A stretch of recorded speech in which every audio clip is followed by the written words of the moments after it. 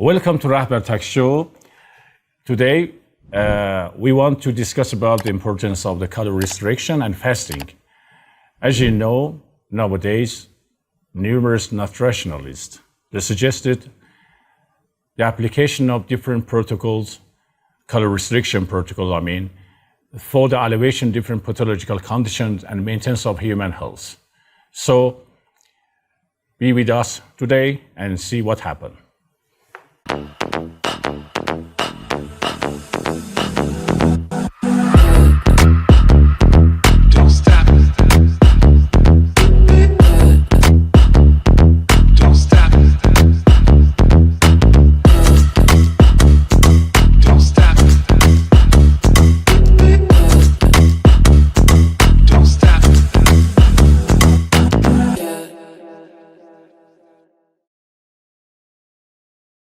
Mrs. Salimi, what do you think the calorie restriction or fasting is so important nowadays? Over the last few decades, lifestyle in the most industrialized countries has undergone changes, in particular eating habit. Diet characterized by high-calorie index in association with sedentary behavior have led to different pathological conditions and yes. unwanted side effects, as I know, the transition from different diet regime to the Western diet can be because of the excessive energy intake. It can cause, yes, right. This condition are linked with chronic pro-inflammatory state and some pathologies condition. For example, some of disease, diabetes and cardiovascular disease and oncological disease. About caloric restriction. Caloric restriction, also known as energy restriction, is a dietary regimen that reduces some intake energy from food and beverages without malnutrition. Okay, but it should be just notified that any calorie restriction program should not just should be considered in terms of any impossibility of any malnutrition or energy imbalances, and we should just be so cautious about the application of any regime and protocols. Yes. Great. As I know, two implications have been mostly used in scientific literature: calorie restriction and fasting. Is there any differences between two terms or not? Yes, of course there are differences between calorie restriction and fasting. And before we dive into the effect that they both make on the lifestyle, I think we should consider a significant definition, scientific definition, for both of them, okay? When we talk about the calorie restriction, we have to pay attention to three different important aspects. It has to be chronic reduction in food intake, and this reduction in intake must be between 20% to 40% of the calories a human take daily. Okay? Daily energy intake. Yes, and we have to pay attention that it has to be without malnutrition. We have to keep and maintain the food quality side by side with reduction in the intake. The food quality also matters. But when we talk about fasting, it's important to have time intervals. There are a long period of time eating nothing, and there are a shorter period of times that we can eat and take calories within those time intervals. Great, thank you. Very further comments, thanks a lot. Dear Professor, if I have a short summary about the calorie restriction, I should mention that the calorie restriction refers to reducing daily energy intake by about 20 to 40% without causing malnutrition or with adequate nutrition. Based on different studies, calorie restriction can extend lifespan from yeast to primates and promotes healthy aging in humans. In addition, calorie restriction prevents aging-related disease such as cancer, neurodegenerative, cardiovascular, and metabolism disease by affecting different pathways. For example, inflammation, oxidative stress, or a metabolism pathway. Among these, the most effect of calorie restriction is on production, energy production, and utilization. Okay, great. Farzan, do you think that any energy restriction can cause the cells to undergo a stressful condition or not? Actually, while we are restricting some energy and the energy systems and pathways change and alternates within the cellular view, actually, when the glucose goes down, there is a completely restricted and different situation for cells. Actually, after some hours in fasting, because the glycogen of liver also goes down and decreases in fasting, so we have some really different stage that activates in cellular point of view, and also it changes. But as I know, it takes several hours to activate some of the complementary mechanism to just overcome this bioenergetic stress. Yeah, it takes it differs from man to man. Actually, in some cases, it's proven that in 12 hours of fasting, the insulin decreases the amount of the glucose intake. Actually, the whole glucose intake decreases. And when there is no glucose, the cell shifts and alternates from glucose-based nutrition to ketone-based nutrition, which is that it starts to use the lipids, and some mechanisms activates like lipid degradation mechanisms. We also call it lipolysis. Yeah, lipolysis activates in liver, and it is really beneficial because we have lots of energy and it's not affecting the insulin. Also, but as I know, the calorie restriction program and just provided by nutritionists could not be tolerated. It's just so hard,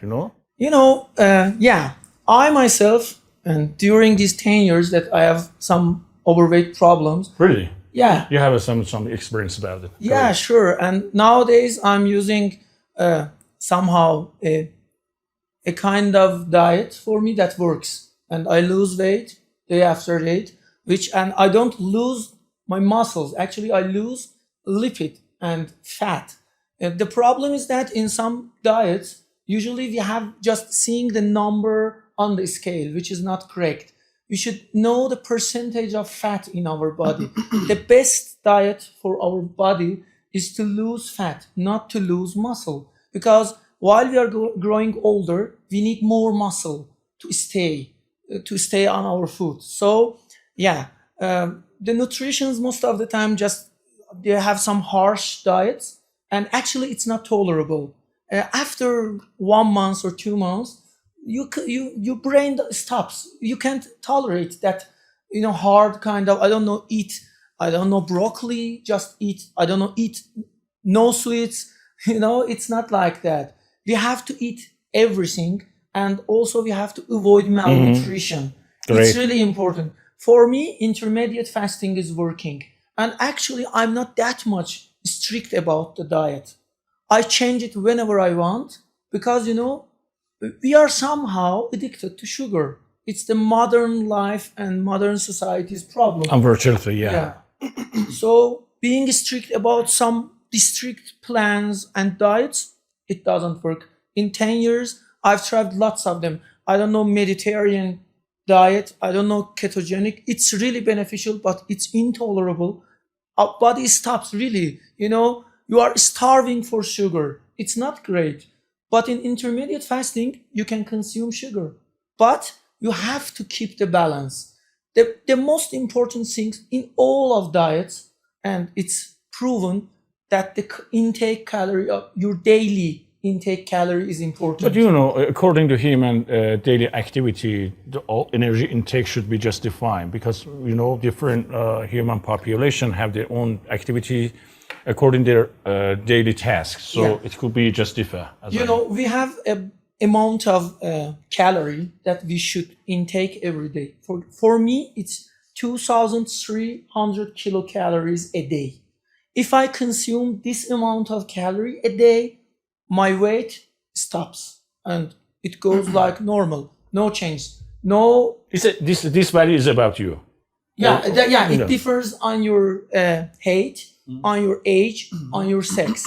And if I want to lose weight, it's proven in the articles that I have to consume 500 kilocalories less than the basic kilocalorie of the day.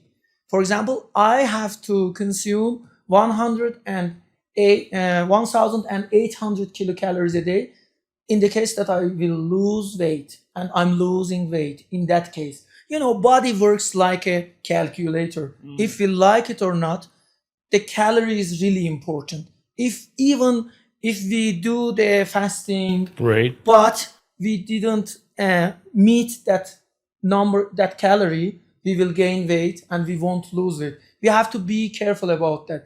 Every 1 kilogram of fat in body is made of 7,700 kilocalories. If we lose 7,700 kilocalories, we will lose 1 kilogram. If we consume that amount, we will gain that amount. It's proven. Thank you. Thanks a lot. Dear Professor, Yes. In case of fasting, as we know, there is a common way of fasting that called calorie restriction. That people have to count anything that they eat, and whatever they eat, they should count the amount of calorie intake in daily life, and it is somehow challenging and restrictive in long time, and people may lose their motivation because it is challenging and restrictive. But in intermittent fasting, the matter is timing, and the thing that we focus more is the time.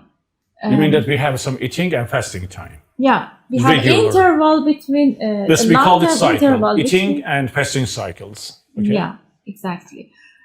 And it is somehow approachable because it is flexible, and you can schedule the time by your lifestyle and based on your communication, lifestyle, diet. And the other advantages of fasting over calorie restriction is that it doesn't matter what your diet is. You can be vegetarian, you can be carnivorous, you can have Mediterranean diet, or whenever you choose in your life. It is not important. The most important thing here is timing. And so you think that the time is so important. Yeah. And how about the different diet regime that provided by nutritionists? How long does it take to just finish first round and then jump to the second round? There are some pattern of intermittent fasting, and the most common one and usual one is the 16-8 hours. It means that you can eat whenever you want in 8 hours, and you should have an fasting interval in 16 hours. Can it be flexible because of the daily changes? I mean that there are all years be different seasons, and it could be changed. Yeah, as I said, it is flexible, and you can schedule it based on your lifestyle. And how do you think about the fasting discipline that's provided by different religions? Islam, Christian, and some other religion. Do you have any idea about? Yeah, as we know, most of religions and cultures recommended fasting as a spiritual practice, and nowadays scientists shed light on this topic, and now we can easily understand why religions have emphasized in this spiritual practice, because as I said, scientists showed that fasting have effect on the amount of BDNF, brain-derived therapeutic factor that is so important in the way of thinking and the mental health and brain health. And cognition abilities. Yeah, condition abilities. And scientists proved that fasting increase BDNF, and BDNF have effect on, as I said, brain activity. You mean that it can just alter the production of the different cytokines and hormone in different tissues, especially central nervous system, as I understand. It can just improve the brain function. Yeah.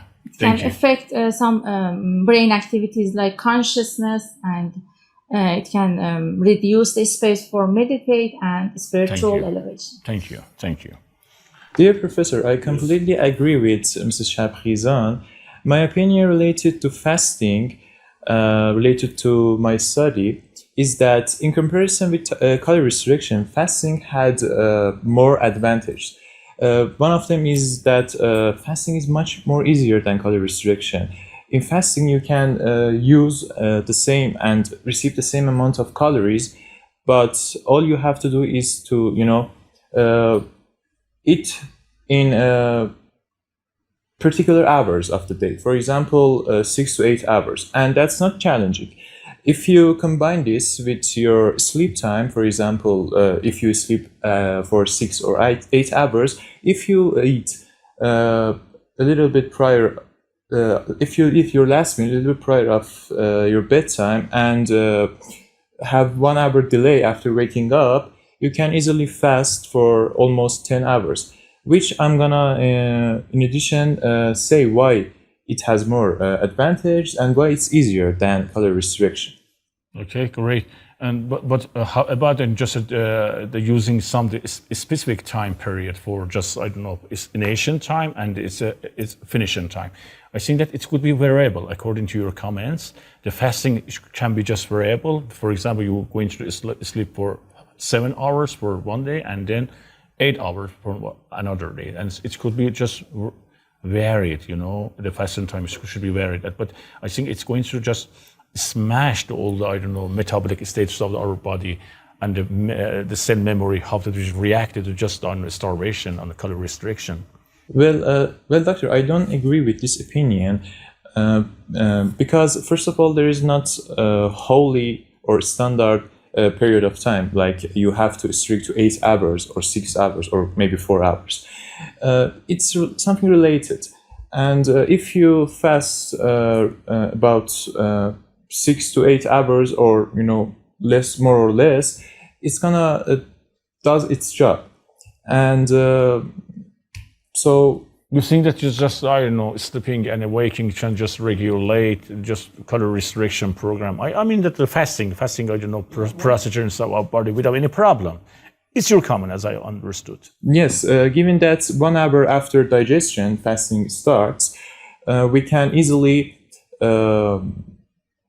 eat our last meal 1 or 2 hours before sleep, then start our fasting process. And if we sleep, let's say for 6 or 8 hours, after waking up, we can easily be fasted for almost 8 to 10 hours.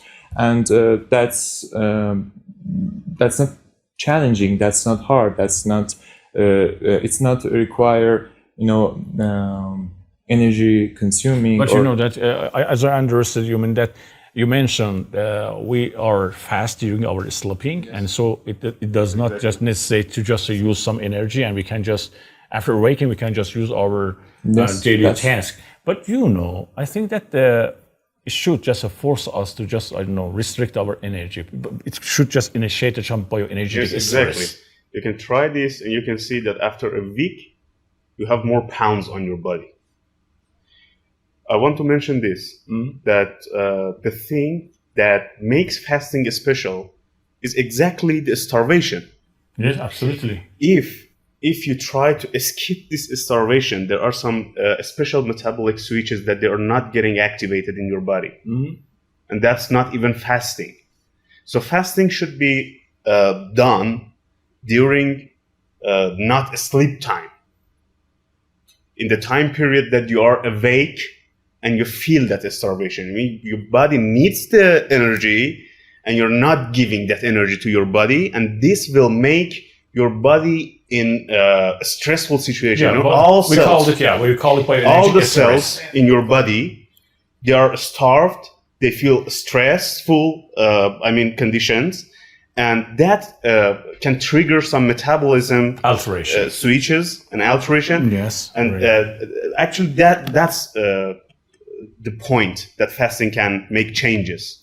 Others, in contrast with your opinion, we have GLP-1 hormone in our body, glucose-like peptide 1, which has role in mobilizing different sources of our body. For example, fat via lipases, carbohydrates, and even potentially muscles.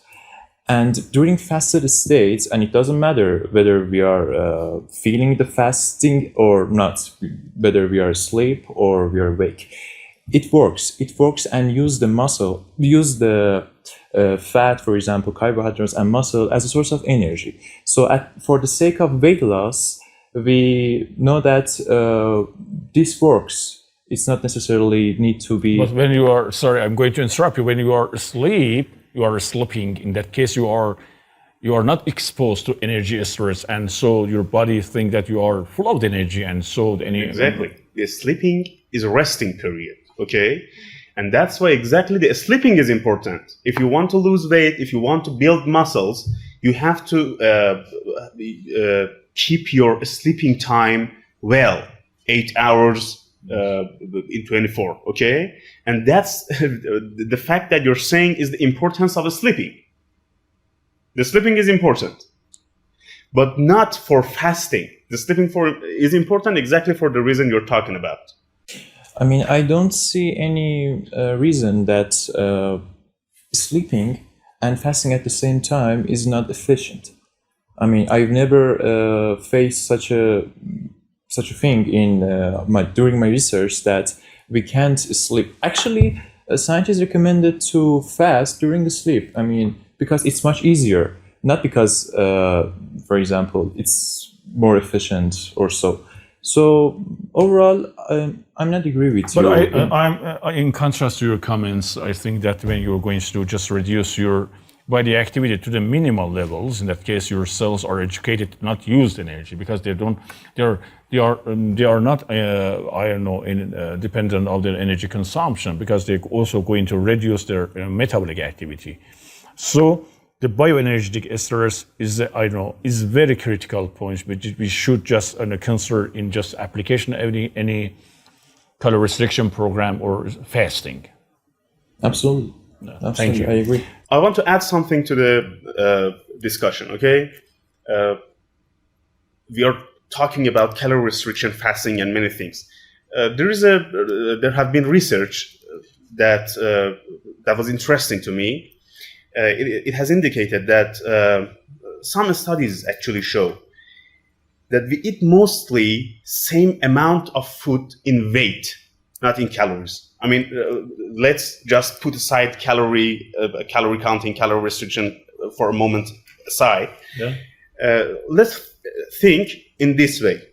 Some studies show that we consume food in weight scales every day. Okay, and we go through this situation. We can understand the importance of the food quality more. So it means whether you eat fast food or vegetables, the weight that you're eating is the same, mostly the same. Okay, and why this can matter? Because if you eat the same amount of fast food and vegetables each day, the calorie now is different. You mean that some smart system inside our body going to just follow up the weight of the food? The weight of the food, we are like stomach. Yes, we have food habits. Okay. Yes. And one aspect of this food habit is the weight we're consuming every day. Sure. And if we consume each amount of weight for fast food and vegetables, then there would be a much difference in calorie intake in both comparison. You know what I want to say? Yeah, got it. So, in fact, there is a subject coming, the calorie density. If you want to eat, for example, half a pound of broccoli, its calorie is much less than if you eat half a pound of sandwich. So now we can consider the term calorie density that is much related to the food quality, not only the calorie restriction or doing fasting. The type of the food that we're eating actually matters more. But Alireza, I think this strategy does not work in any steps, and it should be just modified, because by application of these kinds of the diets, we may lose some essential micro or macronutrients. So the bulk and density is also important, but it's not critical issue, I think.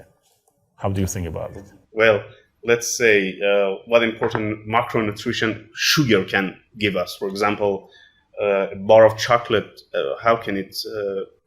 for example, some essential amino acids, some kinds of vitamins, and they're going to be lost by using these kinds of regime. Exactly, but it can be modified, it can be combined to calorie restriction, that we consider the calorie density and the food quality also matters. Not only just counting the calorie and the numbers, also the type of the food that we're eating also very matters. This is correct, yeah. This is correct. Thanks. Alireza, I think that you're missing a big point here. You're a little bit too focused on calorie restriction than time-restricted feeding. There was a very interesting experimental research, which in that there were 4 groups of mice. First group had ordinary mice diet. Second group had ordinary mice diet with time-restricted feeding. Third group had fat mice diet with fat mice diet only, and the fourth had fat mice diet with time-restricted feeding again. And when they were analyzing the results, they found out that the fourth group, which had fat diet but restricting feeding for almost 8 hours, show weight loss. But the third group, which had only fat diet, there wasn't any time parameter involved, show gaining weight. So they became obese, and overall they became sick. So as you can see, they both had received same calorie. There wasn't difference between calories. Only time parameter was involved here, and that's why I think that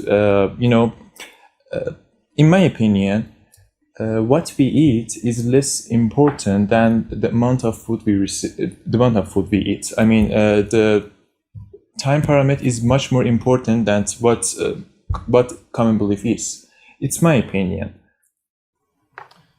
I actually read that article that Daniel was referring to, and I agree. The fasting, I said before in my speakings, that fasting is very important in switching some metabolic checkpoints. Okay, the fasting is important. I want to gather it all. We have to also in that article exactly in the results showed that we have to combine fasting with calorie restriction, and also the type of the food that we're eating also matters. So we have to, if we want to go through an effective approach, we have to combine all of these aspects together. Yeah, absolutely. And for a specific person, we have to go through that, considering all aspects for that person, lifestyle and everything. May I add something? Yes, absolutely. Okay. Then I think that we are sticking on the point that the time is important, or the calorie restriction is important. The energy consumption is so important here too, because when we are going to add timing in our diet and the imposing curb on timing, so the autophagy is going to activate. Autophagy, as you know, that it is some kind of using for the eradication and getting rid of the organelles or protein that are going to misfolded in our body. Maybe that cause cancer, and maybe they are causing some prolonged disease in the near future. So when we are adding calorie restrictions, also autophagy is going to activate. This is the main point, because the less we consume the glucose and amino acids, the more AMP per ATP is going to activate it. So this is the main cause of the activation of the autophagy in our body. And also the ATP is going to be to the reduction phase. So these are the things that are important in my mind, and I would like to shed light. As I understood, I think that you mentioned that the bioenergetic ester should be just done. It should be activated because it's going to activate some of the background, I don't know, signaling pathways. Yes, that's exactly the point, Yeah, that calorie restriction matters. Calorie restriction getting related to aging, and that's the So the that's scenario another- changes yes, will be, that's another scenario to talk about. But in time intervals, in time manner, not in prolonged times. Because if we are going to activate autophagy for a high amount of the time, Mr. Nazif Kedo, It's going to have some devastating this is impact. subject of our debate in the second round. Just I know, let me just focus about some of the background information. After that, we will jump because to of aging and some But this, problems. yeah, it's related going to be that. just we're going to just Yeah, debate about the beneficial and detrimental effects of the fasting, and so some of the items should be just highlighted as well. Okay, any comments about Mr. Daniel and Mr. Alirza? Actually, the research that you mentioned and dear Alireza told about 4 groups of rats that have been studied under different calories and timings is done by Dr. Satin Panda. He's one of the prime people who is working on fasting and the effects and benefits of them. The group that they are consuming the daily amount without any time restriction shows that they grow their weights. I mean, it has some beneficial effects. Fasting has some beneficial effects.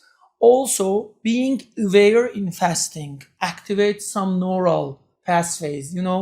Sleeping, during sleeping, as your professor mentioned, the metabolism goes down. Also, Dr. Sinclair have mentioned that the best time, it's not like that we change everything we like. It should have some rules. He found that in 10 a.m., the start of eating period or eating window is from 10 a.m. to 6 p.m. The best time to eat is this. For example, we sleep at 10 p.m. and we wake up at 8 a.m. We have to control the balance. For example, 2 or 3 hours before sleep, we should stop taking any nutritions. And even after waking up, we should, for example, we woke up at 8 and until 10 or 11, we shouldn't eat anything. And most of the time, the hard part of fasting or doing calorie restriction or any diet is about that our brain, misunderstand hunger and thirstiness. This is the problem that I'm going to mention. Most of the time we don't lose the glucose because there is no activation for insulin to decrease the amount of glucose in blood. We have electrolytes. We have insufficient electrolytes in our body, like magnesium, like potassium, like sodium. This is really important. And during the fasting, we should consume electrolytes, which is really important. Or even most of the time, we are not hungry. If we drink a pinch of salt with water, or if we drink a cup of dark coffee or tea, which has no calorie, it ceases your hunger because you are not hungry, you are thirsty. And this is important to have that amount of electrolytes daily. That's why most of the sportsmen, during long times of their sports, they consume electrolytes because we lose them. And this is one important aspect. Also, if we don't count calories, we won't lose weight. It's proven. As I mentioned, 7,700 kilocalories is 1 kilogram of fat. If you want to lose that fat, you have to stop taking that amount of calorie. Great. Thank you. Thank you, Fazin, for comments. Esa, any comments? Yes, actually, fundamentally, I want to say something in this regard of Mr. Sajid. Actually, the AMP will rises in our cells, so the ATP signaling pathway production will be increased, and it will cause to inflammation decreases in our body. It is the actually fasting effect in our body. But in relative to ATP, the ATP production actually can be induced, not the parameter of, for example, the energy, but the relationship between ATP and the fasting. It is the way to go, and there's a lot of study, I think. So let me just add some notion to your comments. You mentioned that the bioenergetic esters and the increase of AMP to ATP is initiates some the metabolic alteration. When that the total amounts of the ATP will be diminished, but the production is also stimulated. So we are in a bioenergetic stress condition. Yes, bioenergetic exactly. stress and it's stress to condition. inflammation decrease. Okay, great. Thanks a lot. Mrs. Khosravi, any comments? In support of your comments, I want to mention that when our body is in the low energy, it tries to survive cells and stop growth factor, just want to survive cells. And for this purpose, cells use three strategy to survive. And there are three key players. Energy sensors and signaling pathways and transcription factors. Energy sensors like AMPK, when ATP is in low level, AMP rise and AMPK switch on, and this switch helps cells to survive, and body start fat burning and to produce ketone bodies and glucose uptake.